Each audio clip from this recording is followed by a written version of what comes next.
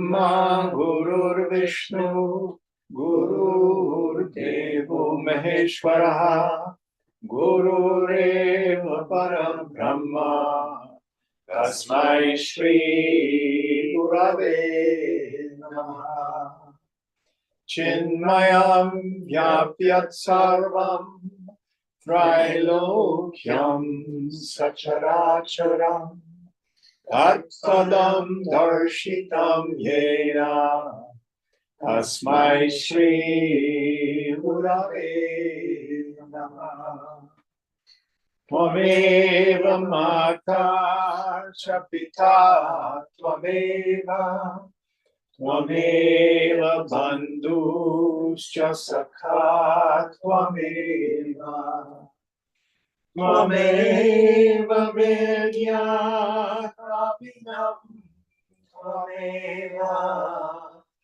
Tvameva Sarvam Mama Deva Deva Tvameva Sarvam Mama Deva Deva Jai Guru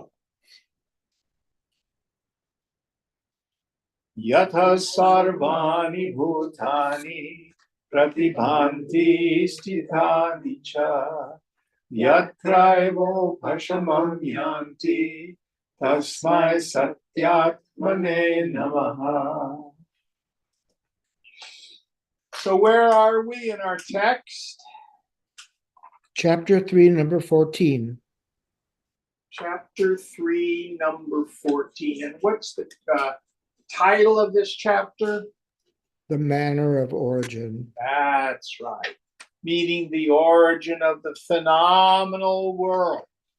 So again, to review the three great questions this text answers. Who am I? What is this world? How has it come about? So going on. Sahakarini no santi karananasya kanichit brahma sankalpa purusha prithvyadira hitakritihi. For him, there are no attendant causes whatsoever. Brahma is the person born out of the will of the Supreme and is devoid of form made of earth and other elements. So we have to remember that in Sanskrit, Brahman, neuter noun ending in N, is the word usually used for the ground of being, ultimate reality, consciousness itself. Out of that, this first primordial waving, it's called many things, Prajapati, Ishvara, Hiranyagarbha, or Brahma, the creator. Brahma, masculine noun, ending in A, who is the ruler of all. And how does the entire phenomenal world come about? Sankalpena, by means of the will, the intention, the imagination, and the infinite. The phenomenal world is not created the way a potter creates a pot. When we're dealing with causation, this is kind of technical. Some of you have heard me go through this before. With causation, we have an efficient cause who's doing the causing. We have an instrumental cause. What's the place, the process, the instrument that you use to cause it? And material cause, the stuff out of which something comes into being. Potter makes the pot. The efficient cause, cause. The one who does it is the pater. The instrumental cause, the pater's wheel. The material cause, clay. Now, in the Hebrew Psalms, one of them actually says, "You are the potter, I am the clay." The Abrahamic religions all say, what do you need to know about God? You're not it. God is the unknowable other. We are creatures. The will of God is unknowable. What can we do? Worship, adore, and surrender. Even Hinduism will teach that at the Karmakanda level.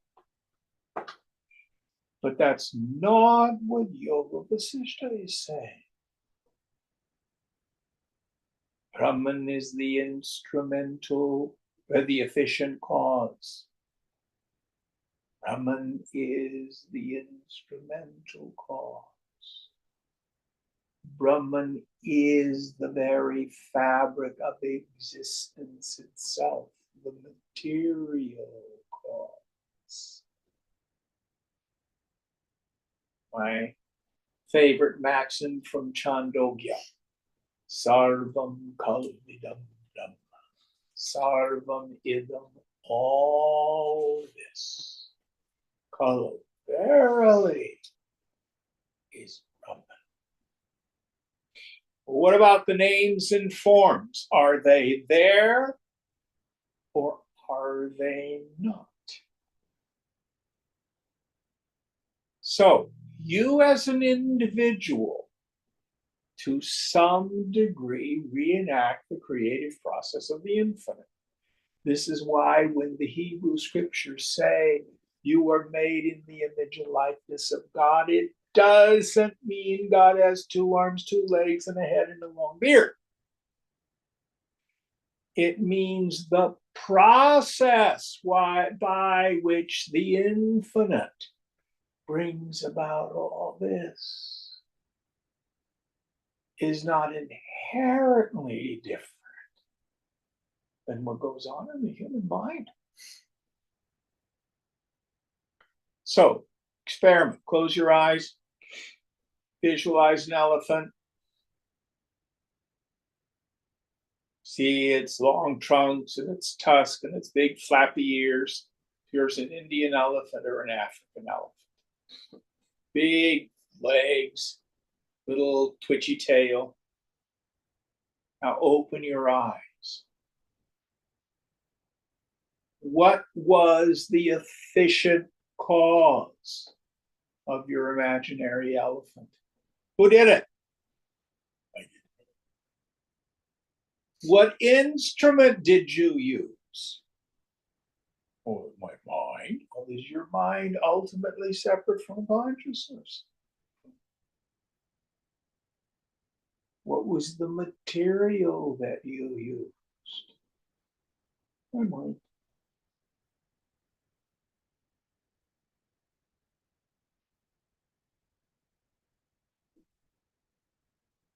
Now,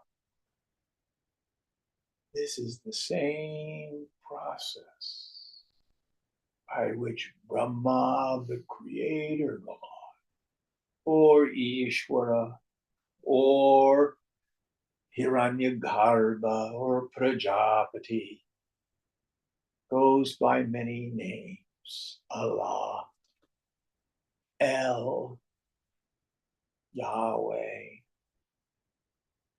brings about all this. And actually, Hebrew scripture comes pretty damn close to it. So in Genesis,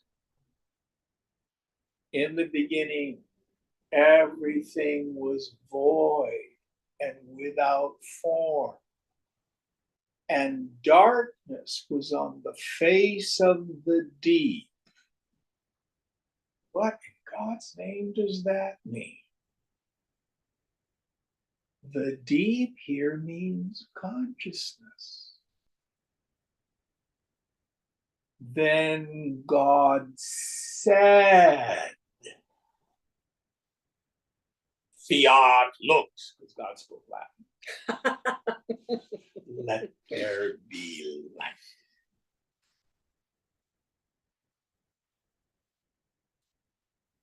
Now, what's interesting, I got this from Puneet about a month ago. So tell us again, what's the word tra mean? It's usually translated as like a vehicle or a device or a tool. And a mantra? So it's a vehicle for the mind. Yes. So a mantra is one of the ways in which sankalpa issues forth. So when God said, let there be light, sankalpena,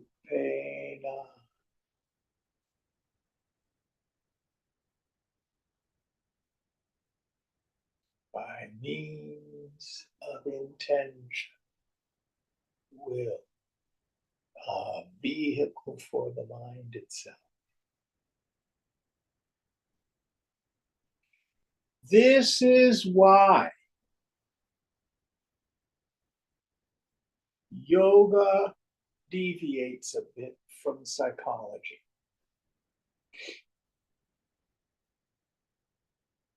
In yoga, we take up this practice of tapas. Yes, we need to do an inventory, get a firm understanding of the world within. Shankar was very clear about that. Patanjali talks about tapas, swadhyaya, ishvara pranidhana kriya yoga. So you start in the middle part, swadhyaya. For Patanjali, that means a knowledge of our kleshas, our doshas. What's going on in my mind? The unloading of the unconscious. Then tapas.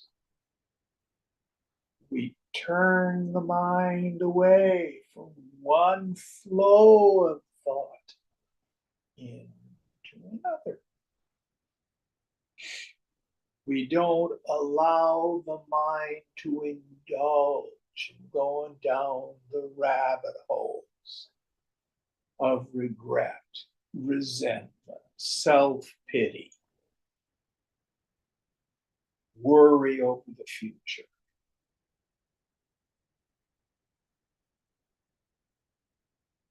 There's no easy way. I was talking with someone yesterday. You know, I really am not fond of this term spiritual bypass. Usually it's used by the psychotherapists to try to say, well, that's why your spirituality isn't working. You're doing spiritual bypass. I don't know what they mean, but what I do know is if you have some peak spiritual experience, you may have, but you haven't dealt with the vasanas, with the kleshas, which are frequently at an unconscious level, still going on as a sankalpa. That's why my life is the way it is. Those need to be rooted out. Thought by or thought pattern by thought pattern. Let go. This is the manual labor. This is the viveka and the maya. So the point is, if the deep understanding of your mind is All this is Brahman. Brahman alone is real. The phenomenal world is unreal. I am Brahman. Everything is Brahman. Then you have peace. But if your habituated unconscious thought is, nobody loves me, life is doomed, I'm afraid, be afraid. It's all terrible. I'm going to catastrophize, so I'm prepared for the worst that might happen. That becomes our sankalpa. The Lord goes, yes, you can have this.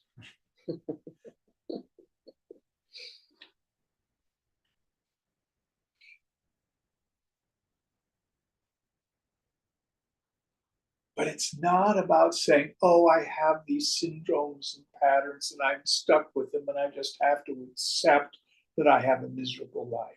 No. What does moksha mean? Liberation. Yeah, freedom. Freedom.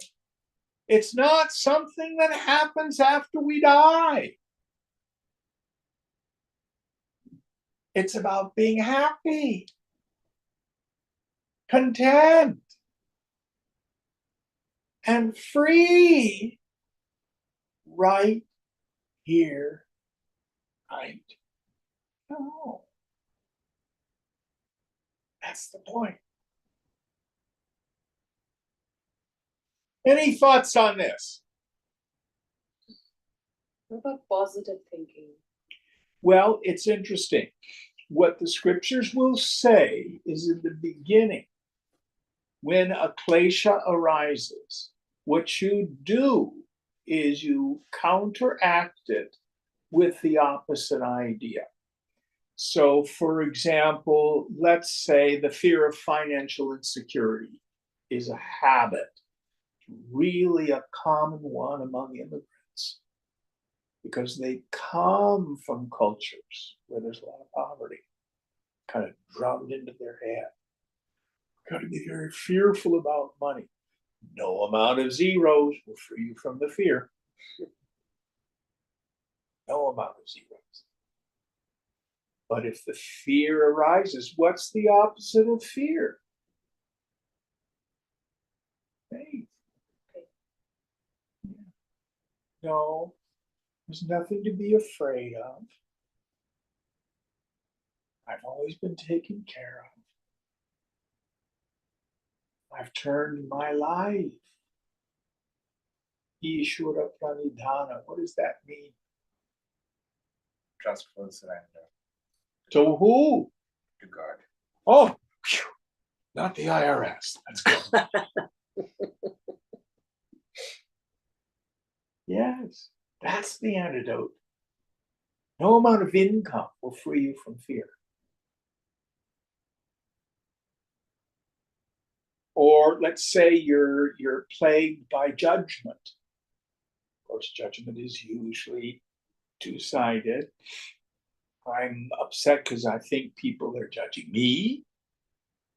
And then, of course, I judge other people. I'm always just a little bit better than anybody else, or a little bit worse than anybody else. So, what's the antidote for judgment, or what the Buddhists would call ill will? Love or Love and compassion. Yes, yes. But Jim, I don't feel it. I don't care. You start by saying the words. You speak reality into being. Say the words, and in time the mind will follow. In this 12-step programs, one of the tools that people use, it's called a gratitude list. Anybody have friends who do a gratitude list? Mhm. Yes? Mhm. What's a gratitude list for? Just to remind you that you're great, what you have. What's the opposite of gratitude? Resentment. And discontent. Yeah. And life sucks. Nothing is good in my life. You know, I'm a loser. I think I'll just go get high or kill myself. No, try doing a gratitude list. List 10 things every day for which you're grateful. What's it do? It turns the mind in a new direction. So this is the preliminary practice. Then we give up even the auspicious thoughts. Get out of the mind. I am not a positive or a negative idea of self. It's all Sarvamaya, Sarvamana. But it's a sequence of practices. Does that make it a little clearer? And, as long as I continue to take the phenomenal world as permanent and causative of my mental states, I'll never have any peace. That's the great illusion of spiritual ignorance.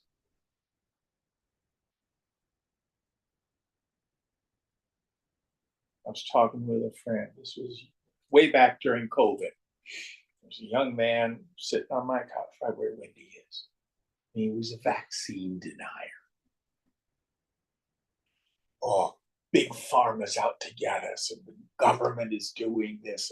Haven't you seen online? There's this, and they're out to get us. It's just all a conspiracy. It's like, and I said, stop it. I don't live in your world. You're more than welcome to live in a world of fear.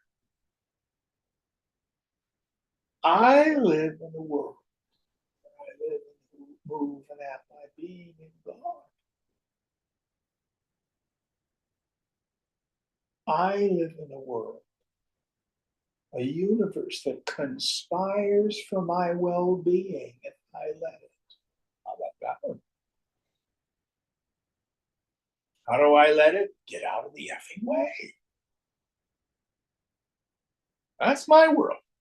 You can have yours. Oh, that's just Pollyanna thinking, Jim. Thank you for sharing. Which one of us seems to be happier?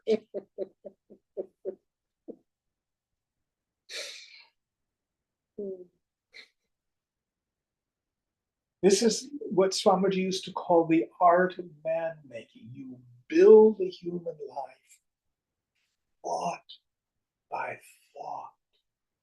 These are the bricks of the edifice of the human personality.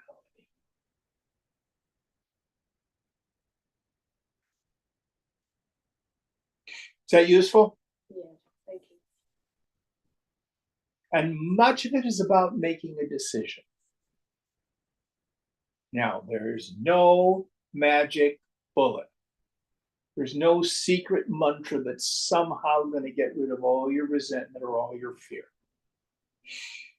You can sit there and whine on the therapist's couch for years. But unless we take up the discipline to do the tapas, not a whole lot's going to change. The mind is ruled by the law of inertia. The law of inertia. An object in a vacuum at rest or in motion will stay at rest or in motion unless energy is applied to move it. The asteroid's moving through space. Another asteroid goes. A comet's moving through space. and the gravity of Jupiter. So the mind is ruled by the law of inertia. We have this term sanskara. It's like a scar. It's like the convolutions in the brain. Over, over and over again through repetition. These ideas get in. I've shared this so many times. What you look at, you're going to think about. What you look at repeatedly, you will think about repeatedly. Repeated thought becomes habituated thought. This is the tricky part. Habituated thought sinks into the unconscious. Then you don't even realize you're thinking it, and becomes the law of my life. This is why we need to make what's unconscious conscious meditation. Oh, that's what I'm thinking. Didn't even realize it. I'm not angry at you. It was an accident that I slammed your hand in the car door. Denial. Do it all the time. Can't be free from something till we realize what's going on.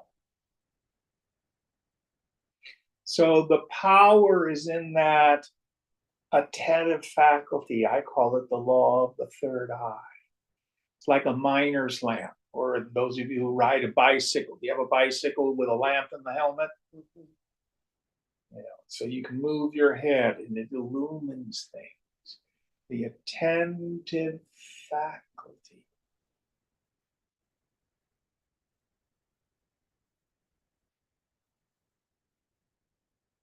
Keep the high watch. Behold the divinity ever beholding you. To God. And if you have the discrimination, look to the sound as your being of this world, understanding that all the names and forms Sankalpa. All right, next verse.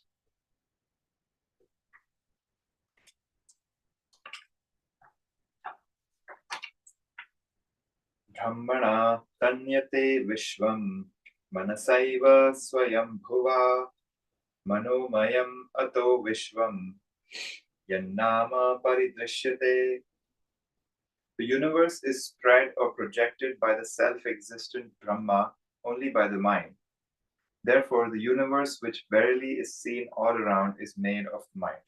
Yes. So all this is mind.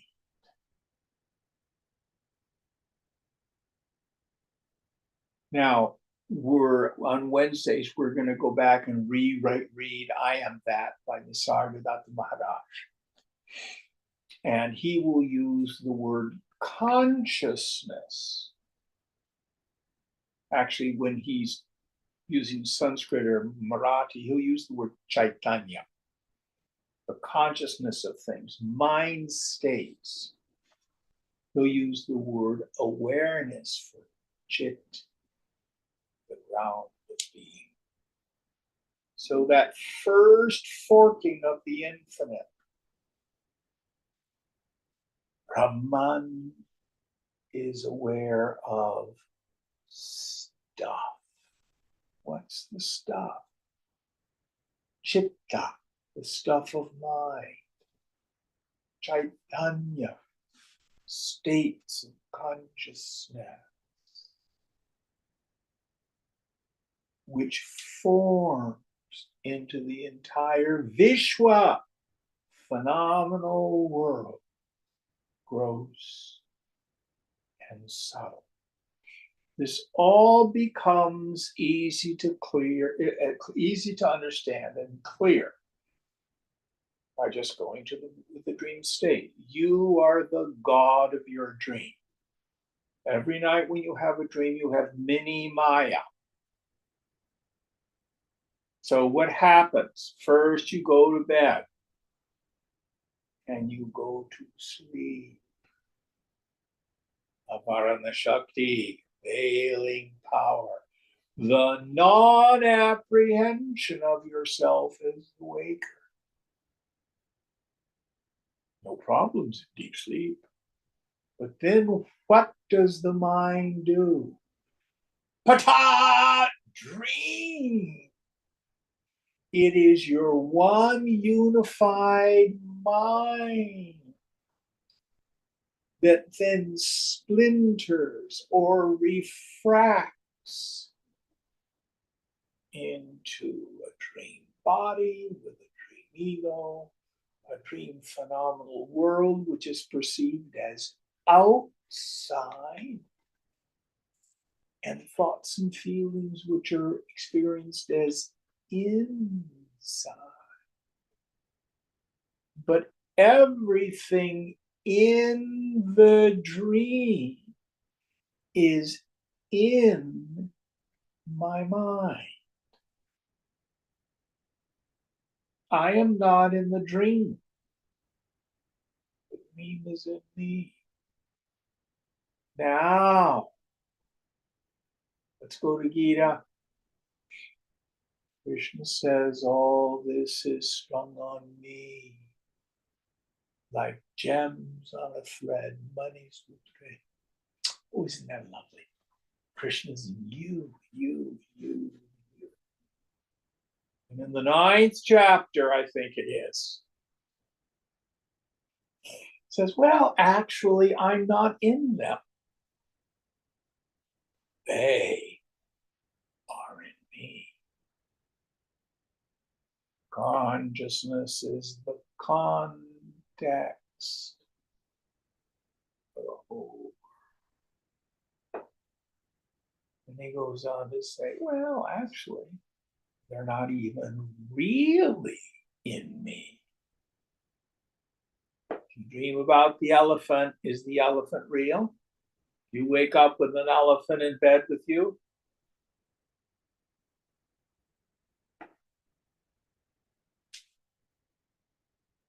Where's the elephant you of your dream go when you wake up? Gone. Because it was just an imagination. Well, Jim, the Earth is 4.3 billion years old. The universe is, what do they think now, 13.8 or something billion, I think. So, Brahman has long dreams. What can I say? But that's the only difference.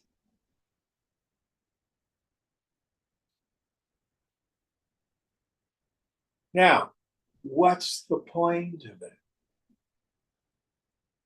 You are always safe.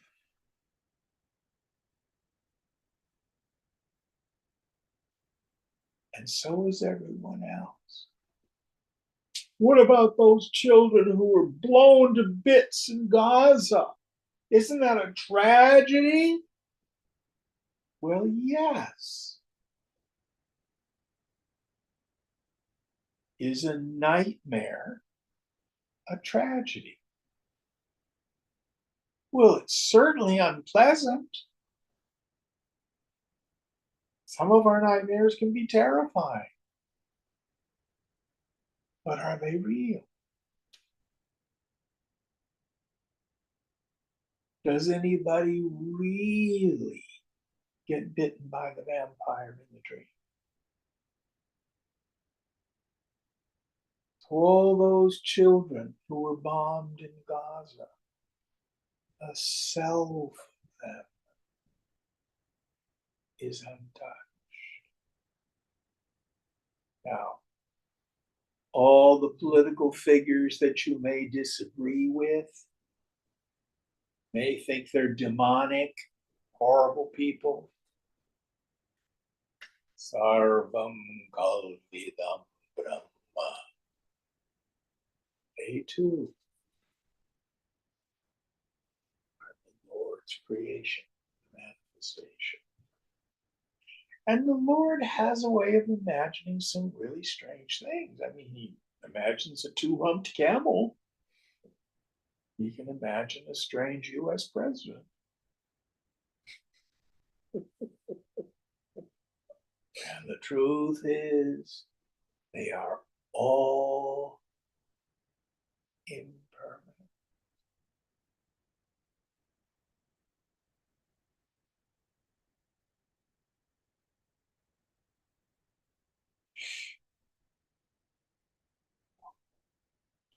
Something there is that is ajati, unborn. It's myself. Don't believe me. Keep checking it out. See if you ever change. But Jim, I woke up this morning, I went into meditation, and the self was a little gray ball with wings. No. Somebody says that to me. Oh, who saw the little gray ball? Oh, I didn't. No, that's yourself. The little gray ball with wings is just something you imagine. Scripture says, Kathopanishad, meditate on the self, a flame the size of your thumb in your heart. That's the self. Oh, that's an upasana. That's an exercise that's given for people who are yet not subtle enough for the highest truth.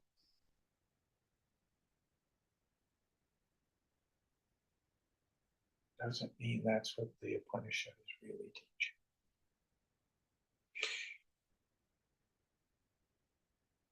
All right, next verse.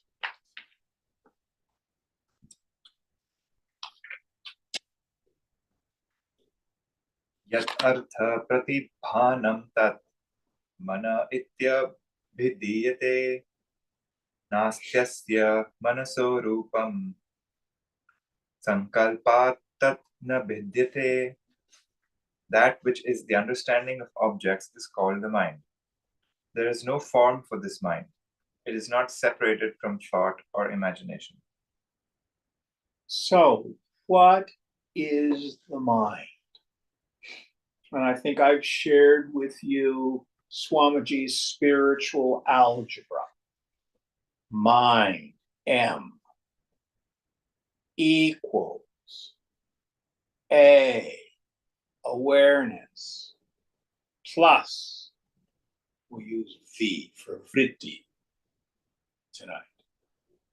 It can be a sense perception, it can be a feeling, it can be a thought, it can be a memory, it can even be an ego sense, all various kinds of vrittis, the V.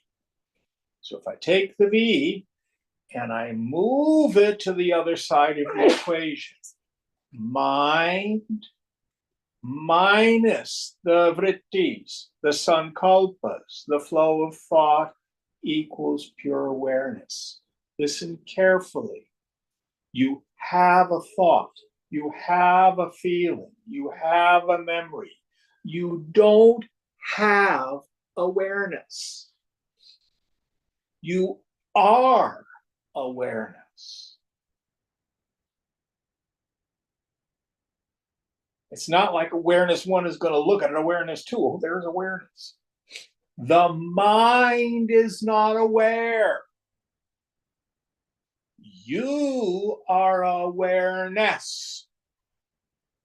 When that awareness peeps through the subtle intellect and illumines the world of thought and of feeling, we call it a mind.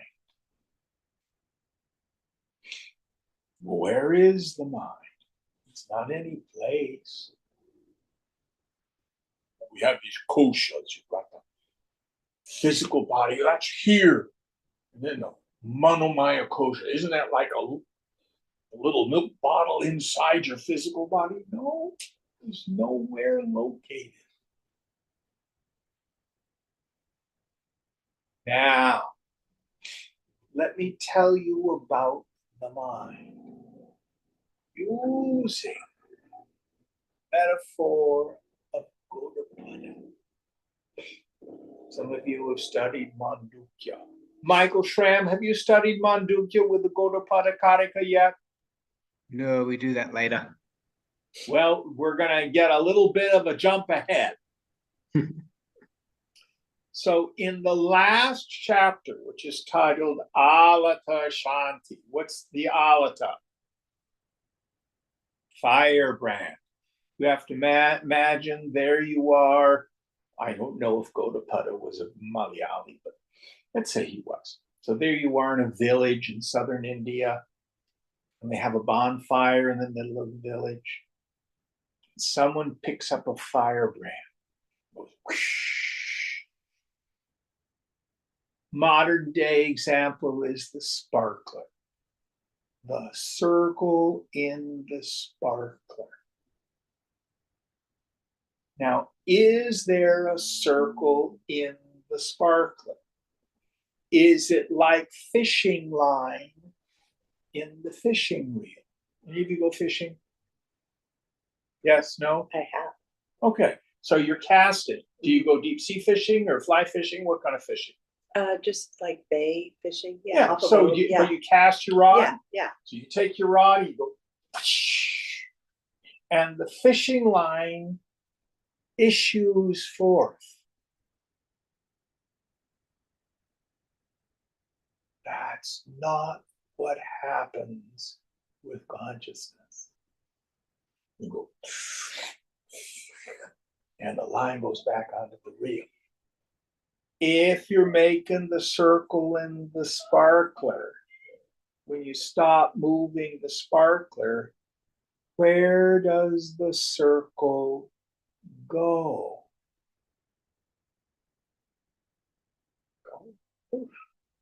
Well, it was never really there. It's an optical illusion. It's the after image of your eyes, seeing light in the dark. It's an imagination. Make a figure eight. You can't grab the circle in the sparkler and use it as a hula hoop.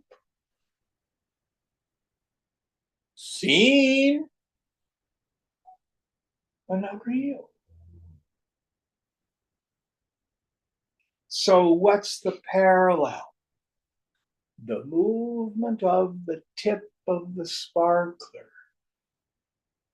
is equivalent to the flow of thoughts. It is bhakti. It is vikalpa. It is vrittis. It is vimarsha. When the tip of the sparkler moves, the circle appears. When thoughting happens, the world for me appears. My own little individual zoo. Now, one person can make a figure eight. Somebody else can make spheroid or whatever that would be, someone else's circle. The shapes of the images determine on which to the point of the sparkler. Likewise, the mind is the world and the world is the mind. Just like the young fellow with whom I was speaking.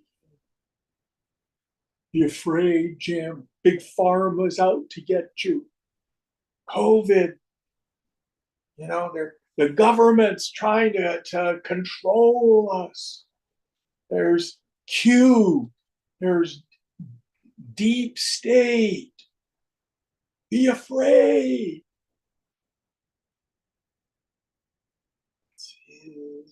sparkler.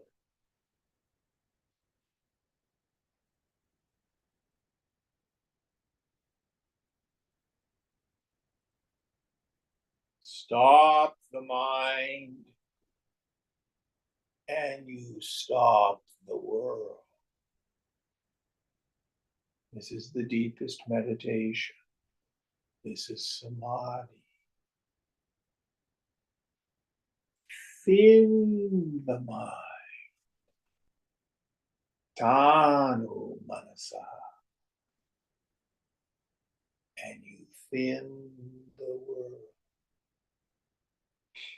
How many of you have had the experience? You've had a tough day, had a lot of problems, and you're worried and anxious.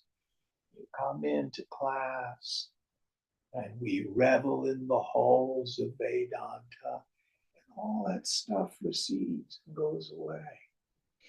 Who's had that experience? We didn't change your circumstances. What did we change? Your dumbass mind.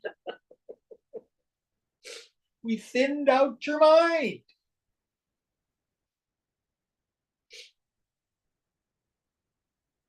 That's the point. And you can trust that once you really get that that's what creates my experience in the world. True story. So I have a guy I've worked with on and off, and he has, I think it's called obsessive defiance disorder. Anybody ever tells him he has to do something, he has to fight. He loves to argue. He gets so much juice out of making people wrong and humiliating them.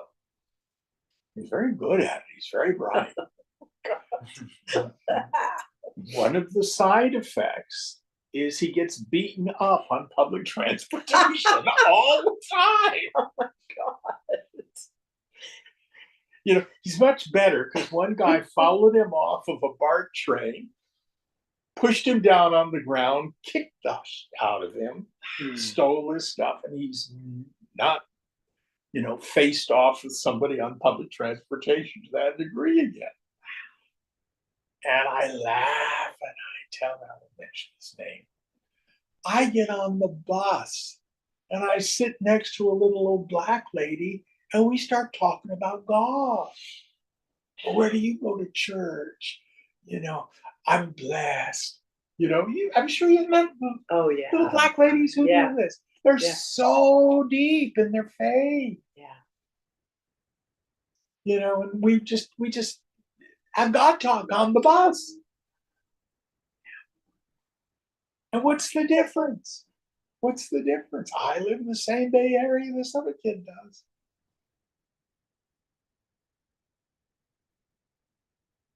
What's the circle or the figure eight or the square of your sparkler?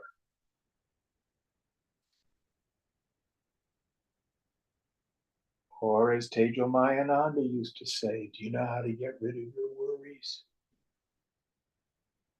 You know the answer. Stop thinking. Quit worrying. Circumstances do not create mind states. Mind states create my experience of the world.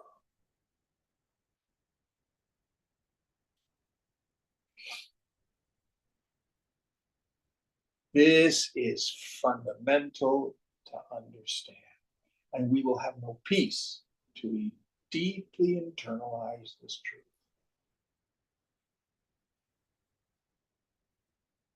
There is nothing out there that has the power to make me feel anything. Nobody has the power to make me feel anything.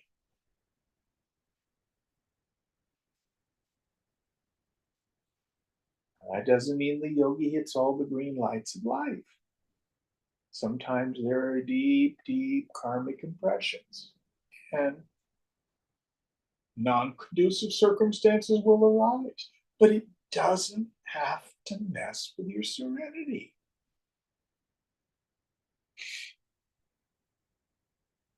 We can learn from anything.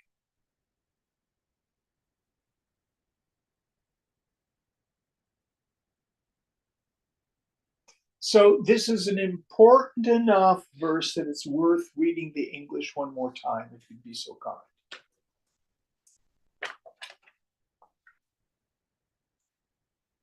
That which is the understanding of objects is called the mind.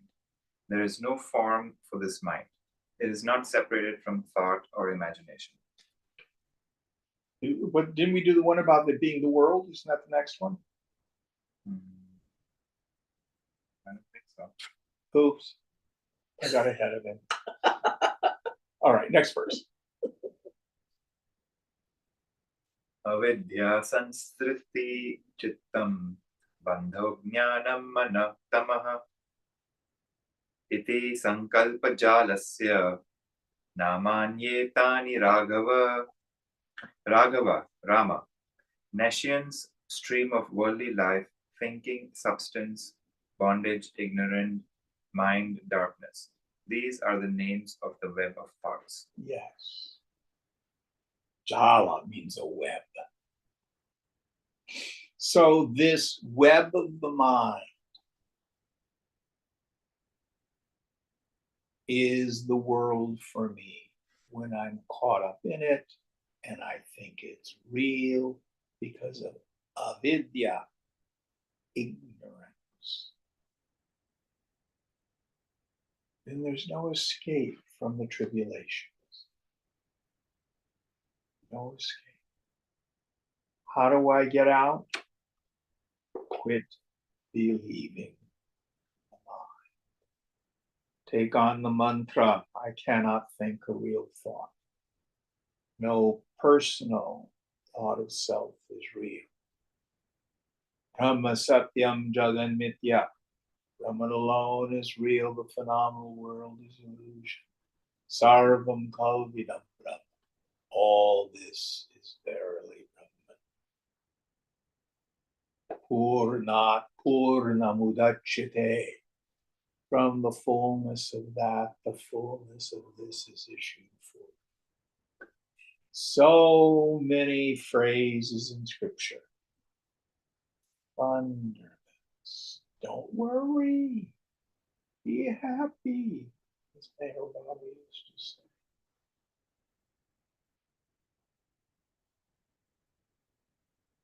Or was it Therese of Lisieux who used to say, all will be well, all will be well. One of St. Teresa said it. I can't remember which one. All right, next verse. Sankalpa jale kalite swarupam avishishyate mahapralayam sampattao asattam samupagate ashesha drishya sargadao shantamevavashishyate aste nastya mito bhaswan paramatma maheshwarah. When the web of thoughts has dropped, one's own natural state is left behind. When the great dissolution is accomplished and the state of non-existence is reached, and at the beginning of the creation of the entire visible universe, only stillness remains. The Supreme Self, the Great Lord, the light or sun, which does not set, exists. Yes. So understand so many of these creation and dissolution myths are not about cosmology. You can look at them that way. I choose to think of them as their poetry about samadhi. So the great dissolution of the universe, only stillness remains. That's a nice thing, very comforting. But what he's saying here is when we reduce the frequency and the volume of thought. Anu manasa, the thinning of the mind. The world thins out. When I quit believing the mind, the thought can just keep dropping.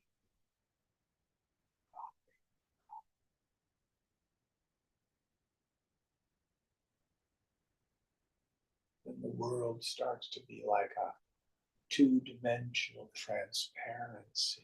It gets so diaphanous.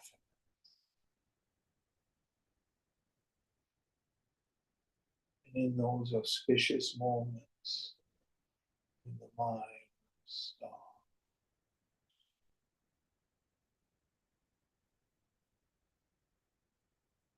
And the world stops.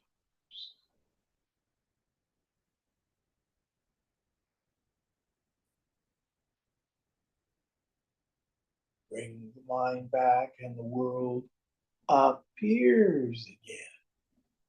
Start getting concerned, attached.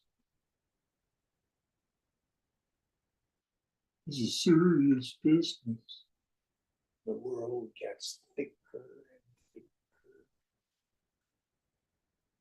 And ego gets thicker and thicker.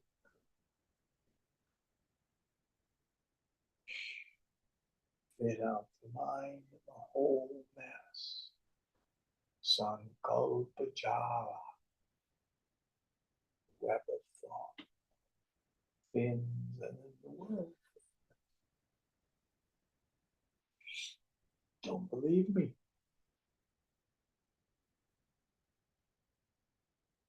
Practice thinning the mind and see what happens.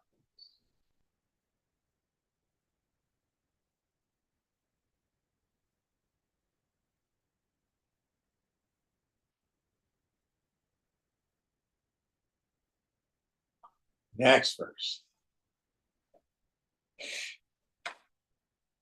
Yato vacho nivartante yo muktai avagamyate yasya chatmadika sagnya kalpita na swabhavajaha.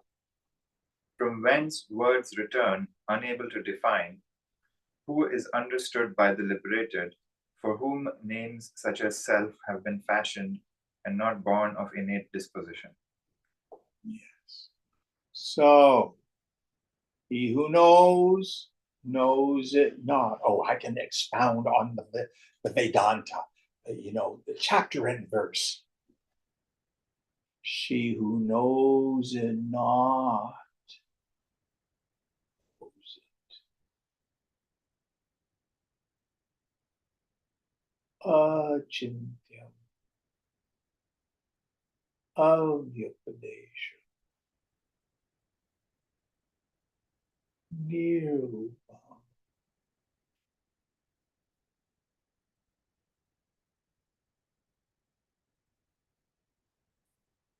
Stop the mind. Swamiji used to look into our eyes. Meet me there.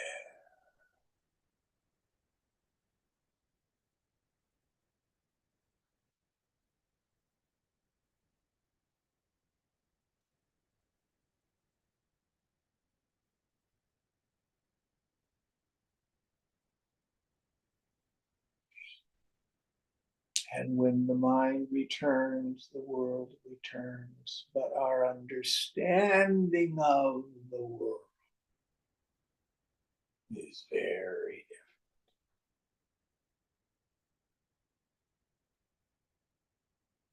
It's like when you go see a magic show and the magician has saw the lady in half. How did he do that?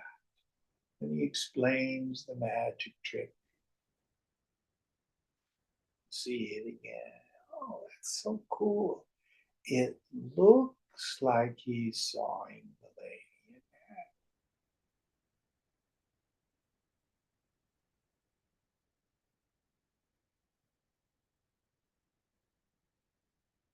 It's an illusion.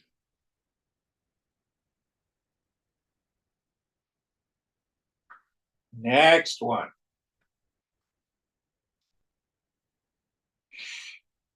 Avirbhava tirobhava maya tribhuva normayah Spurantya pitate yasmin maraviva marichayah.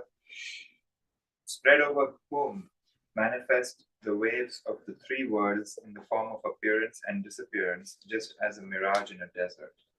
Yes. So when you're driving through the desert, your perception is water, and your knowledge, your understanding is water. You keep on driving and you see the lake ahead keep receding. Then you have the insight. Oh, it's a mirage. Listen carefully. It doesn't stop looking like water. Your perception is still water, but your knowledge is sand. Your knowledge is heat waves off the desert. The highest state is not some disability of our senses. Leave me alone. I got to be in meditation to make the world disappear. That's not freedom. Freedom comes from seeing the world.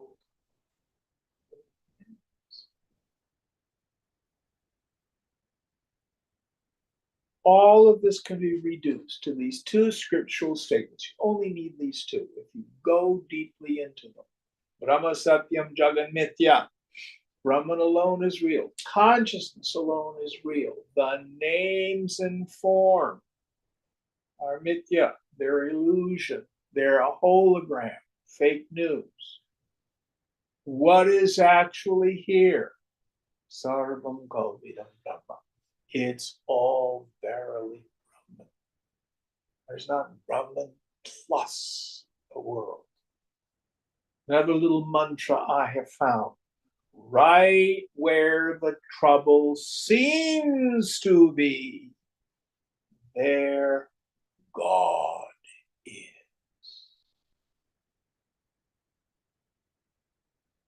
Someone you're having problems with, obnoxious personality. Right where the trouble seems, there God is. Not God plus an asshole.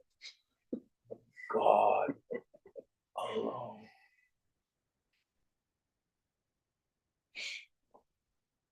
Always someone has a disease. Right where the trouble seems to be, there.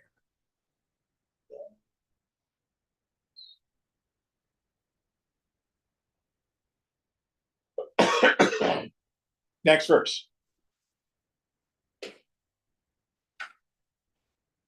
Vidyate hridaya granthi chintante sarva sanshayaha kshiyante chasya karmani tasmin drishte paravare.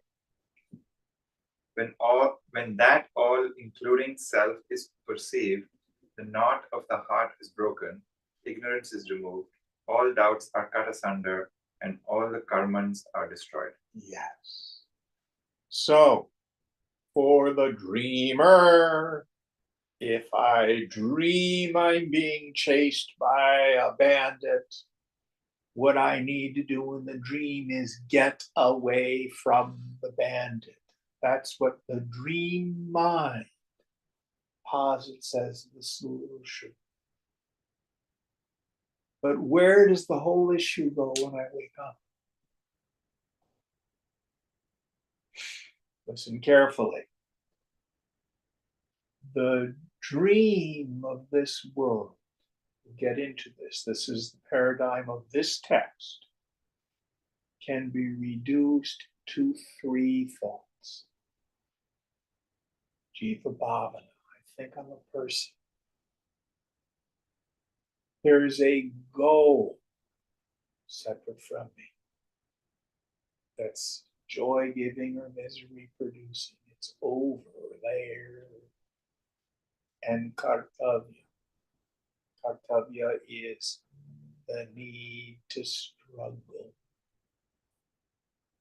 I'll be happy when, it'll be better if, or better different. Those 3 ideas are the mind. Those 3 ideas are samsara. Those 3 ideas are my ignorance. Those 3 ideas are the world for me. They are my problem. Jim, what about if our goal is liberation? This is unlike any other desire. Because the desire for worldly things is always disappointing because it's a desire for something that's inherently unreal.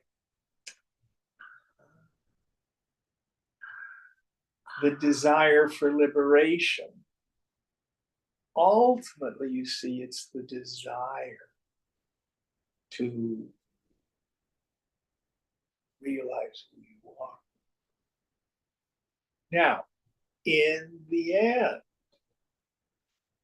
we do give up the desire for liberation, the mumukshutva. But we want to sublimate all our other desires into that. What do I mean by sublimate?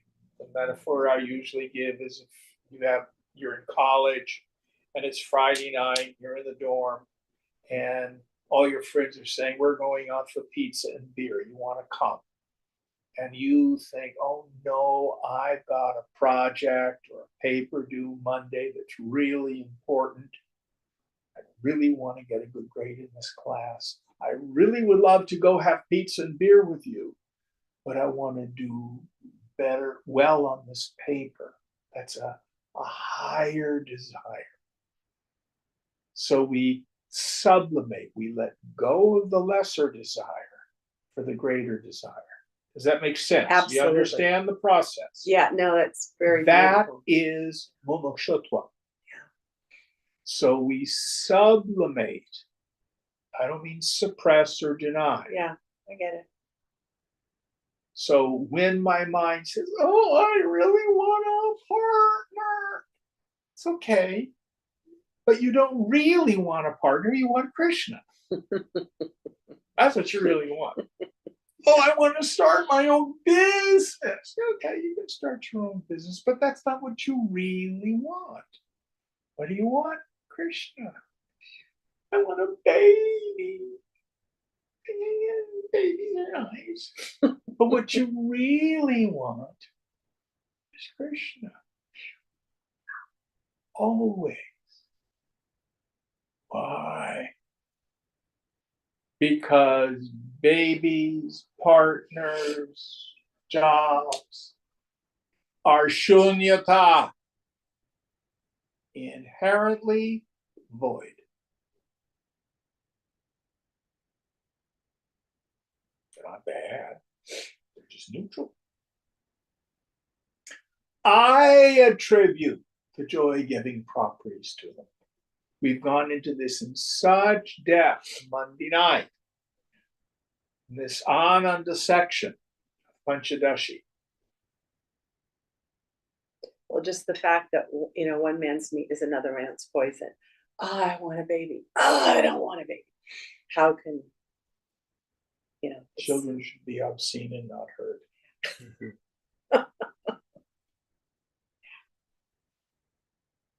But in the end, yes, we have to give up the mumukshutva. Shankara's famous image is the cremation ground. And you built the funeral pyre of tapas. And the ego is the corpse. on the funeral pyre. But what you do is you have a stick you use to keep stirring the fire so it stays hot enough to emulate the ego. Yeah.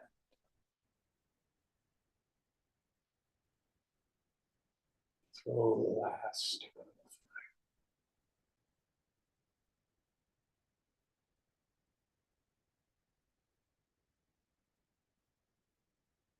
So this giving up of the mumukshu, the seeker after liberation, in the end, we must do that.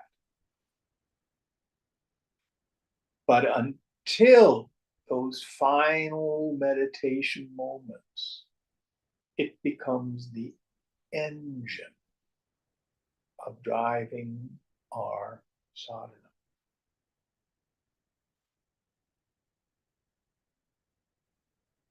I tell people all the time, self-realization is not difficult. It really isn't. Quite simple. But it's very rare. And it's rare because nobody wants it.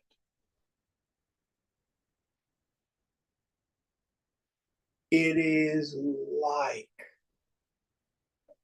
true story. So I'm talking to this person who is a binge drinker. This went on for years. They go out and they binge drink and have just a train wreck of a weekend. Not just waking up Monday morning with a hangover, but blackouts, bad behavior, saying and doing things that they were embarrassed about. You know, I'll never do this again. And then they have a period of abstinence. And then the idea of going out and having a drink, well, maybe this time it won't happen. And then they do it again, over and over and over again. And the person with some recovery says, put the plug in the jug. Just stop it and things will get much better. And we try to bargain. I can't tell you the silly reasons I have heard why people want to hang on to their misery.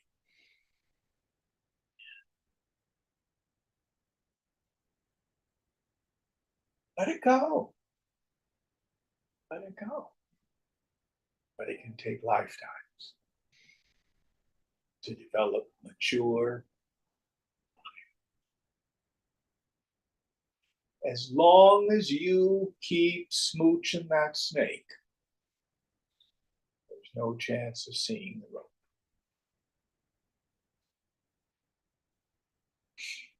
Well, I want the body of my snake to turn into a rope, but I like that head. Doesn't work that way. As long as you're still seeing snake, you'll never see rope. Does that make sense? Absolutely. Very good question. Very good question. So what are the things we give the more advanced student? Don't try to be an enlightened person. There's no such thing. Know that you are Brahman.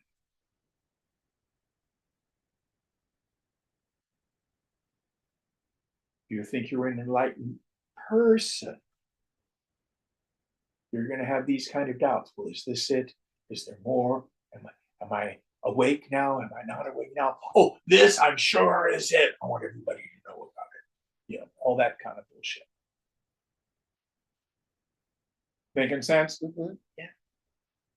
And then you start to give up those sorts of things. To try to be an enlightened person is like trying to attend your own funeral. And if people want to do that, I'm going to commit suicide tonight. I can't wait till I see my mother in the front row of my funeral. Oh, she's going to be so sorry. It's nuts. You won't be there. All right. That's all we have time for tonight. What verse are we on for next week? 23. 23. Om Purnamada Purnamidam Purnat Purnamudachyate Purnasya Purnamadaya Purnamevavashishyate. Om Shanti Shanti Shanti. Hari Om Sri Guru Pyo Namaha. Hari Om.